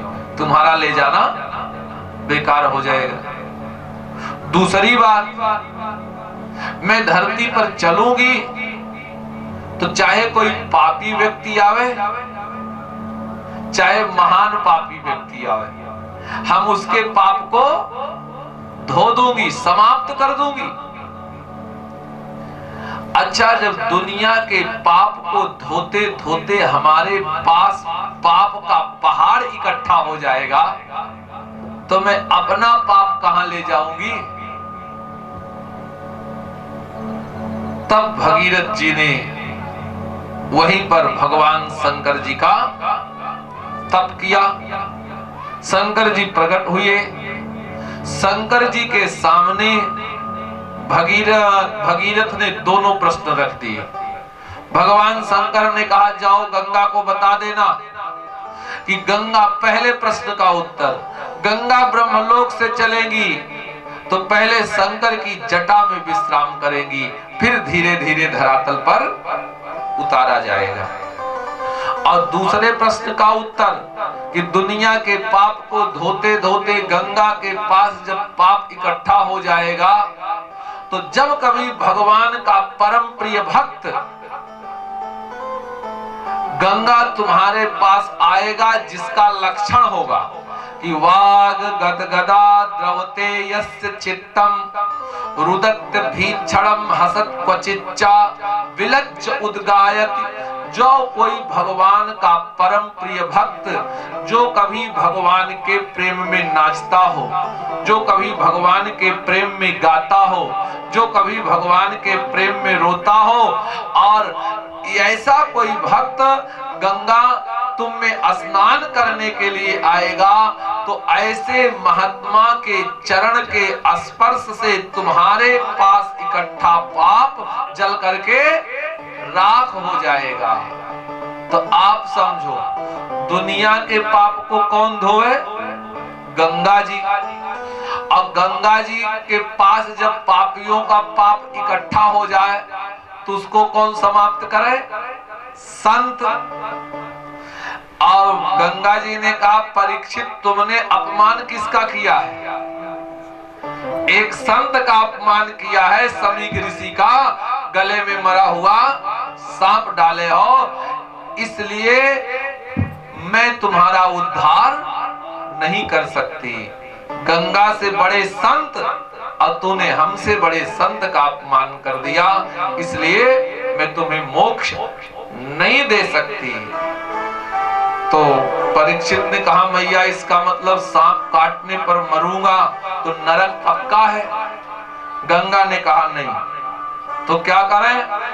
कहा, तुम श्रीमद् भागवत कथा का श्रवण करो। गंगा जी अंतर ध्यान हुई तो उसी समय तत्रा भवत भगवान व्यास पुत्रो, भगवान व्यास जी के पुत्र जो शंकर जी के अवतार कहे जाते हैं, अलक्ष्य लिंगो निजमान तुष्टो, स्वयं सुकदेव भगवान का आगमन हुआ और सुकदेव भगवान को प्रणाम करके परीक्षित ने आसन पर बिठाया और हाथ जोड़े। बोले, गुरुदेव अतः पृच्छामि संसिद्धिं योगीनां परमं गुरुं पुरुषस्य यत्कार्यं म्रियमाणस्य सर्वथा। जिसकी मौत नजदीक हो उसे क्या करना चाहिए? परीक्षित ने कहा कि जिसकी मौत नजदीक हो उसे क्या करना चाहिए? तो श्री सुकदेव भगवान कहते हैं, ए परीक्षित, लोग जाने कैसे कि हमारी मौत नजदीक है?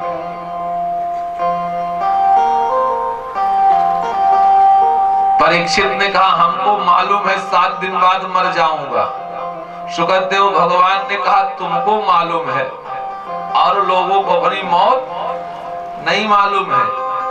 इसलिए हर व्यक्ति को यह सोचना चाहिए कि मौत हमारे सिर पे बैठी है। यह ध्यान बना रहेगा तो जीवन में कभी अधर्म नहीं होगा। वरीयाने सते प्रश्न कृतो लोक हितम नृप।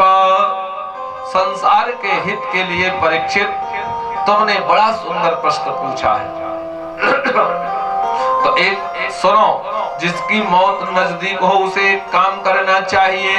एतावान साख्य योगाभ्याम स्वधर्म परनिष्ठया जन्मलाभ परः पुंसाम अन्ते नारायण स्मृति।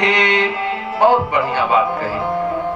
कहा, एतावान साख्य योगाभ्याम स्वधर्म परनिष्ठया, अपने धर्म पर निष्ठा होनी चाहिए। अपने धर्म पर स्वधर्म निष्ठया, अपने धर्म पर निष्ठा हो। नहीं तो आज किसी धर्म, आजकल तो बड़े पंथ चल गए हैं। हाँ, मैं किसी पंथ या मजहब का विरोधी नहीं हूं, एक उदाहरण दे रहा हूं, नहीं तो आप लोग समझे कि पंडित जी धर्म का या पंथ का विरोध कर रहे हैं। ना ना ना, मैं पंथ का विरोध नहीं कर रहा हूं, लेकिन कभी हमारे यहाँ जय गुरुदेव भगवान आ गए, कुछ दिन हम उसमें रहे, कुछ दिन बाबा रामदेव के साथ चले गए, वहां से आराम नहीं मिला। अब तो श्री श्री एक रविशंकर का मिशन ज्वाइन कर लिया, वो भी काम नहीं किया तो धन निरंकार ज्वाइन कर लिया। मैं किसी का विरोध नहीं कर रहा हूं, मैं ये कह रहा हूं कथा कर रही स्वधर्म पर निष्ठया। आप जिस पंथ में हो, जिस धर्म में हो, उस पर आपकी निष्ठा होनी चाहिए। और जन्म लाभ परः पुंसाम अन्ते नारायण स्मृति। और गुरुदेव भगवान ने जो मंत्र दे दिया है उसी मंत्र पर विश्वास कर लो। अब भगवान नारायण के नाम का जब, अच्छा देखो, जितने भी पंथ हैं सब नाम जप का ही गुणगान करते हैं, नाम जपना है। छत एक है, सीढ़ी अनेक है। चाहे बांस की सीढ़ी से जाओ, चाहे आरसीसी सीढ़ी से जाओ, चाहे इलेक्ट्रॉनिक सीढ़ी से जाओ, लिफ्ट से, लेकिन पहुंचोगे छत पर। तो जो आपके पास है अपने धर्म पर निष्ठा रखो। और भगवान के, भैया थोड़ा धीम करना इसको, तो आवाज तेज हो गई है। 1 नंबर मेरा है, हल्का सा धीम कर दो। हरिओम। कभी कभी अपने आप मशीन तेज हो जाती है। अब आवाज बाबूजी जब तेज हो जाती है ना, तो अच्छा नहीं लगता है, कर्कश लगता है। तो खैर कहा कि अंते नारायण स्मृति, भगवान के नाम का ध्यान करना चाहिए। अच्छा, भगवान के नाम का ध्यान करने का भी एक विधान है। क्या करें? पहला विधान है जितासनो, जिता श्वासो, जिता संगो, जितेंद्रिय। पहला है जिता, जिता शनो, जितासना, आसन को जीतिए। एक आसन पर, सुख आसन पर, जो आपको अच्छा लगे उस आसन पर बैठिए, आसन सिद्ध कीजिए। फिर जिता श्वासो, फिर अपने सांस को जीतिए, अनुलोम विलोम कीजिए, प्राणायाम कीजिए। और फिर जिता संगो, संग को जीतिए, संग कीजिए, सत्संग कीजिए, लेकिन कुसंग मत कीजिए। नहीं तो आप समझो, एक शराबी व्यक्ति आपको शराब नहीं पिलाता, बल्कि शराबी व्यक्ति आपको अपने समान बनाता है। हाँ, अपने समान बनाता है। एक उदाहरण दे दे छोटा सा। मैया मंथरा मैला कुचैला कपड़ा पहनती थी। अब कैकेयी ने उसका संग किया तो बढ़िया कपड़ा उतार कर मोट महीन कपड़ा पहना कि नहीं पहना? मैला कुचैला कपड़ा पहन लिया। अब वो भवन में चली गई। मंथरा को लोग गाली देते थे, अब कैकेयी को भी लोग गाली देने लगे। जहां तहां दे कैकेयी गाली, कैकेयी को भी लोग गाली देने लगे। अब मंथरा विधवा थी, मंथरा का संग कैकेयी ने किया तो कैकेयी विधवा हुई कि नहीं हुई? कैकेयी भी विधवा हो गई। इसलिए याद करना, कुसंगी व्यक्ति आपसे कुसंग नहीं करता, बल्कि आपको अपने समान बना देता है। इसलिए कुसंग से बचे। अच्छा, एक उदाहरण और दे दूं, फिर कथा आगे। दुनिया में सबसे पवित्र नाम भगवान का है। जग में सुंदर है 2 नाम, कृष्ण कहो या जग में है 2 सुंदर नाम, चाहे कृष्ण। सुंदर है 2 नाम, चाहे कृष्ण कहो या राम। दुनिया में सबसे पवित्र नाम है राम। अच्छा, एक चीज ध्यान से सुनना, जब से राम नाम सत्य मुर्दे के साथ जोड़ दिया गया, तब से राम नाम सत्य की भी महिमा कम हो गई। जैसे कैसे आप लोग सोचो, विवाह हो रहा हो और दुल्हा सिंदूर लेके दुल्हन के मांग में सिंदूर डालने के लिए खड़ा हो, और जैसे दुल्हन के मांग में सिंदूर डाले, वैसे पंडित जी कहें राम नाम सत्य है, तो दक्षिणा मिलेगा? हाँ, डंडा फिक्स है। अच्छा, ईमानदारी से बोलो, पंडित जी क्या गलत कह रहे हैं? नहीं, कहा तो सही रहे हैं लेकिन अवसर सही नहीं है। याद करना। अच्छा वो भी छोड़ दो, मुर्दा जा रहा हो, अब आप कह दीजिए सियावर रामचंद्र की, तब वो खतरा है कि नहीं है? बिल्कुल। मतलब याद करना, जब से राम नाम सत्य नाम मुर्दे के साथ जोड़ दिया, तब से राम नाम सत्य की महिमा भी कम हो गई। तो अगर इतने महान नाम की महिमा मुर्दा के साथ जुड़ने से कम हो गई, तो हमारी आपकी क्या औकात है कि कुसंग करें और बचे रहें? हमारी आपकी भी महिमा नष्ट हो जाएगी। इसलिए कुसंग नहीं करना चाहिए। तो जिता सनो जिता श्वासो जिता संगो जितेंद्रिय। आसन जीते, श्वास जीते, संग जीते और जितेंद्रिय, अपने इंद्रियों पर विजय प्राप्त कर लें। और तब हम भगवान के नाम का जब ध्यान करेंगे तो संसार के समस्त सुख हमें आपको प्राप्त हो जाएंगे। एक परीक्षित को श्री सुखदेव भगवान सुना रहे हैं। और एक उदाहरण और कि लोग भगवान का नाम लेने से सुखी होंगे, और जब हम भगवान का नाम जाप करेंगे तो संसार की संपूर्ण संपत्ति हमें आपको प्राप्त हो जाएगी। अच्छा, कैसे प्राप्त होगी? अगर भगवान मिल जाए तो भगवान की पत्नी है लक्ष्मी, लक्ष्मी अपने आप मिल जाएंगे। दुनिया में सब चाहते हैं हमको धन मिले, संपत्ति मिले, लेकिन याद करो संग का असर जिता संगो। भैया आप लोग लड्डू खरीदे हो कभी ना?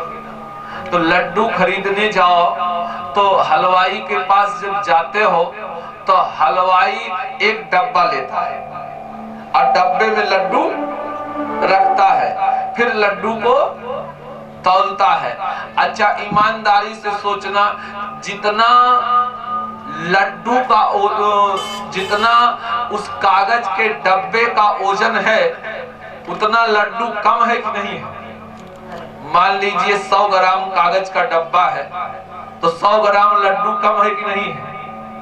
लेकिन पैसा 100 ग्राम का लिया, कहां लिया? पूरा किलो का पैसा लिया। मतलब ये कि कागज ने लड्डू का संग किया तो कागज भी लड्डू के भाव बिक गया। थोड़ा और धीमा करो बेटा, फिर तेज हो गया। इसमें ऑटोमेटिक सिस्टम हो गया है।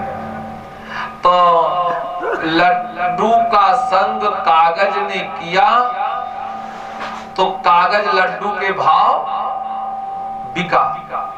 अब सोचना, अब एक पन्नी लेता है हलवाई और डब्बा उसी में रख के हमें आपको पकड़ा देता है। पन्नी का पैसा लिया? नहीं लिया। पन्नी को तौला? नहीं तौला। अब ये है क्या, ये सोचिए। जो लड्डू है वो भगवान है और जो कागज का डब्बा है वो जीव है और जो पन्नी है वो संसार की संपत्ति है। मतलब अगर भगवान रूपी लड्डू का हम आप संग कर ले तो भगवान के भाव ही बिकेंगे। कहा कि जैसे लड्डू ने कागज में लड्डू का संग किया तो लड्डू के भाव बिका, ऐसे ही जब परमात्मा रूपी लड्डू का संग प्राप्त हो जाएगा तो संसार की पन्नी रूपी संपत्ति हमें आपको फ्री में प्राप्त हो जाएगी, इसमें संदेह नहीं है। इसलिए हमें आपको भक्तिता संगो सुसंग करना चाहिए। अब कुसंग से बचना चाहिए। अच्छा, कोई कहे कि हम कुसंग से बचे रहेंगे, तो गारंटी है आप बच नहीं सकते, क्योंकि गुण अवगुण से दुनिया सानी है, इसीलिए इसका नाम है दुनिया। गुण अवगुण दिन रात सुख दुख से बना है। लेकिन एक चीज आपको बताएं, जैसे हम आप एक बार बाल कटा लिए, नाखून कटा लिए, तो फिर नहीं बढ़ेंगे? बढ़ेंगे। जैसे बाल कटाने पर बढ़ता है, नाखून काटने पर बढ़ता है, वैसे ही दुर्व्यसन भी जीवन में बढ़ते रहेंगे। बस आप तो सत्संग की कैंची लेकर के खड़े रहिए, जैसे बढ़े वैसे काट दीजिए। बस सत्संग की कैंची तैयार रखो कि दुर्व्यसन रूपी बाल बढ़ेंगे, लेकिन आप सत्संग की कैंची से काट दोगे तो कंट्रोल में रहेंगे, पक्का। इसलिए जीवन में हाँ जो भी हो, बस जिता संगो, हम जितासनो, आसन को जीते, सांस को जीते और सुसंग करें, और तब इंद्रियों पर हम विजय प्राप्त कर लेंगे। और जब इंद्रियों पर विजय हो जाए तब भगवान के नाम का ध्यान करेंगे तो मोक्ष की प्राप्ति अवश्य होगी। जन्म लाभ परः पुंसाम अंते नारायण अस्मृति। अंत में मरते समय भगवान का नाम अगर मुंह से निकल गया तो हमें आपको यदि गत्वा न निवर्तन्ते तद्धामं परमं मम, वही स्थान प्राप्त होगा जहां पर जाने के बाद दोबारा जन्म नहीं होता है। द्वितीय स्कंध में बड़ी आध्यात्मिक चर्चा किए हैं श्री सुखदेव भगवान परीक्षित से, उसी को मैं बहुत सरल करके सुनाने का प्रयत्न कर रहा हूं। समय सीमा अपने तरफ प्रस्थान कर चुकी है। अंतिम बात कह करके वाणी की पुष्पांजलि परमात्मा के चरणों में समर्पित। अंतिम बात, श्री सुखदेव भगवान कहते हैं, परीक्षित भगवान का ध्यान करो, लेकिन एक शर्त होनी चाहिए। एक शर्त है, भगवान का जाप करो, खूब प्रेम करो, खूब लड्डू गोपाल को भोग लगाओ, हाँ, लेकिन जब तक आप भगवान से अपना संबंध नहीं बनाओगे तब तक भगवान आपके सुख में सुखी और दुख में दुखी नहीं होंगे।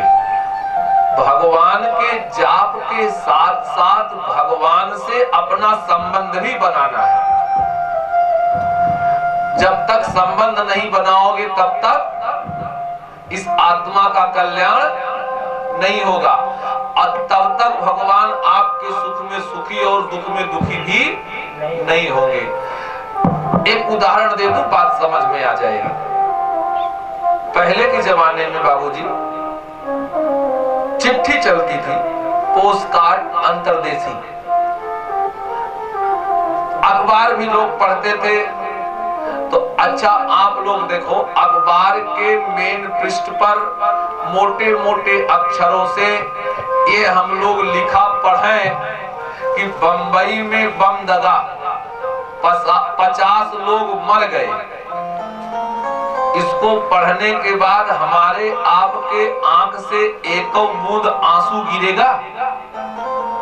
बस चाय की चुस्की लेंगे, गजब की सरकार है, आतंकवादी आते हैं, बम दगा के चले जाते हैं, कोई सुरक्षा व्यवस्था नहीं। बस आंख से एक बूंद आंसू नहीं गिरेगा। लेकिन याद करो पुराना जमाना, पोस्ट कार्ड पर एक पतले पतले अक्षर में लिखा मिल जाए कि दिल्ली में रह रहा आपका इकलौता बेटा मर गया। अब इसको पढ़ने के बाद आंख में आंसू रुकेंगे? अब कोई कहे कि भैया आपने अखबार में पढ़ा बंबई में 50 लोग मर गए, तब एक बूंद भी आंसू नहीं गिरा। अब पोस्ट कटवों में तो पढ़ रहे हो कि एक व्यक्ति मर गया, तो अब काहे रो रहे हो? तब दुनिया वाले कहेंगे पंडित जी मैंने अखबार में पढ़ा कि 50 लोग बमदगा बंबई में मर गए, उनसे हमारा कोई संबंध नहीं था, और पोस्ट कार्ड में जो पढ़ के रो रहा हूं इससे हमारा संबंध है। तो क्लियर हो गया कि हम किसी के मरने पे नहीं रोते, बल्कि अपने संबंध के कारण रोते हैं। ऐसे ही ठीक आप लोग और हम लोग भी भगवान से जब तक नाता नहीं जोड़ेंगे तब तक भगवान हमारे सुख में सुखी और दुख में दुखी नहीं होंगे। इसलिए भगवान से नाता जोड़ो। द्रौपदी ने भाई बहन का रिश्ता जोड़ा, मीरा ने पति पत्नी का रिश्ता जोड़ा। इसलिए हम आप भी भगवान से कोई रिश्ता जोड़ करके जब भगवान का भजन करेंगे तो जन्म लाभ परः पुंसाम अन्ते नारायण स्मृति, तब मरते समय हमारे मुंह से भगवान का नाम निकलेगा। और मरते समय अगर भगवान का नाम निकल गया तो हमें आपको मोक्ष की प्राप्ति हो जाएगी। शेष चर्चा कल किस प्रकार से श्री सुखदेव भगवान ने कई प्रश्न किए हैं श्रीमद् भागवत में, इसके बाद सृष्टि विषयक प्रश्न है, उन सब प्रश्नों का उत्तर दिया जाएगा। सुंदर कथाएं होगी। कथा का समय आप रखे हैं 2 बजे से 5 बजे तक और रात्रि में 7 बजे से 10 बजे तक। स्वागत है आपका, लेकिन आप समझिए कि इतना घाम लगता है कि शरीरिया जलने लगती है। हाँ, तो ठीक है आप रखे हैं तो हमको तो कहना है जेकर खाई होकर दुहाई। और आजकल के समय में तो एक कथा का समय बढ़ जाए ठीक है, एक समय बढ़िया रात्रि में आराम रहता है, लेकिन आपने रखा है तो कोई बात नहीं। फिर भी बहुत धूप लग, अब तो कुछ सही हुई के बाद आपो बैठा है ना। हाँ, ये तो आज कुछ हवा चलती रही, लेकिन जितना ही पर्दा आड़ हम लोग चाहते हैं उतना नहीं हो पाता है पूरा। अच्छा, हमारे ऊपर तो पूरा ऐसे आता है, इन लोगों को चोना लग रहा है। खैर आइए एक भगवान का नाम लेते हुए फिर आरती। हरे राम राम राम सीता राम राम राम, हरे राम राम राम सीता राम राम राम, सीता राम राम राम सीता राम राम राम, सीता राम राम राम सीता राम राम राम। कथा विसर्जन आज की प्रभु शंभुनाथ हनुमान, राम लखन श्री जानकी सदा करहु कल्याण। हरे राम राम राम सीता राम राम राम, हरे राम राम राम सीता राम राम राम, सीता राम राम राम सीता राम राम राम, सीता राम राम राम सीता राम राम राम, हरे राम राम राम सीता राम राम राम, हरे राम राम राम सीता राम राम राम, सीता राम राम राम सीता राम राम राम। बोले श्री कृष्ण भगवान की जय हो। आइए आप लोग वहीं खड़े हो जाएं जमीन पर, और जो भी आरती करना चाहे 1-2 बार बाबूजी घुमा रहे हैं, उसके बाद जो भी आरती घुमाना चाहे आप करेंगे। भगवान की है आरती, पापियों को पाप से है तारती, श्री भागवत भगवान की है आरती, पापियों को पाप से है तारती।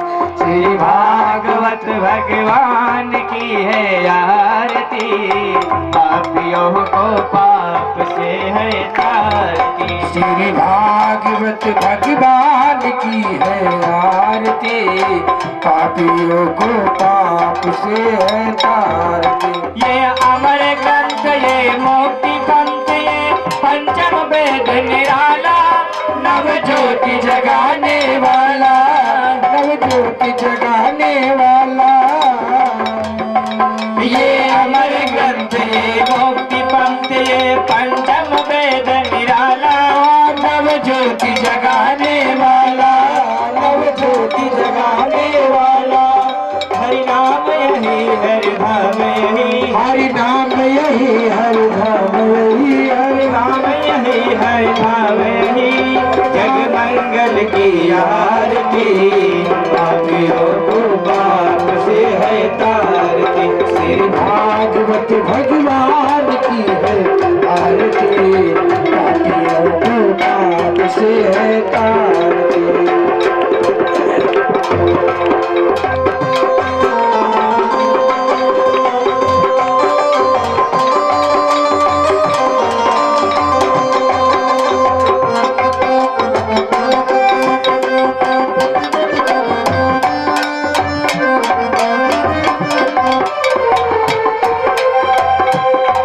ये शांति गीत पावन पुनीत, पापों को मिटाने वाला, हरि दर्श कराने वाला, हरि दर्श कराने वाला। ये शांति गीत पावन पुनीत, पापों को सुख करनी ये दुख हरनी। श्री मधुसूदन की आरती, पापियों को पाप से है तारती। श्री भागवत भगवान की है आरती, पापियों को पाप से है तारती।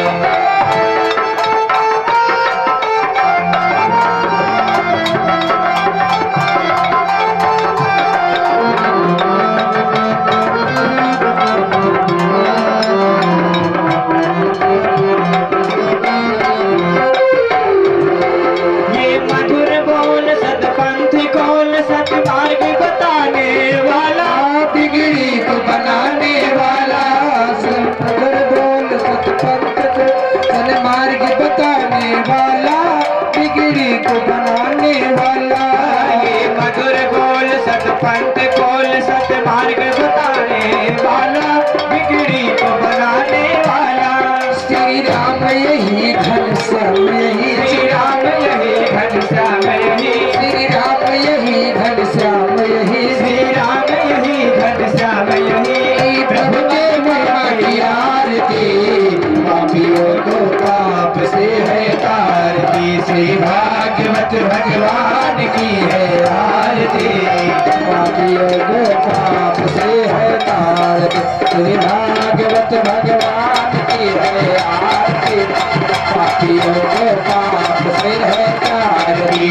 कठोरे गौतम चंद्रावतारम, संसार सारम सदा वसंतम हृदयारविंदे भवं भवानी सहितं नमामि। त्वमेव माता चैता त्वमेव, त्वमेव बन्धो जगता त्वमेव, त्वमेव ऋचा जगत् त्वमेव, त्वमेव सर्वं मम देव देवी। भागवत भगवान की है आरती, पापियों को पाप से है तारती। श्री भागवत भगवान की है आरती, पापियों को पाप से है तारती।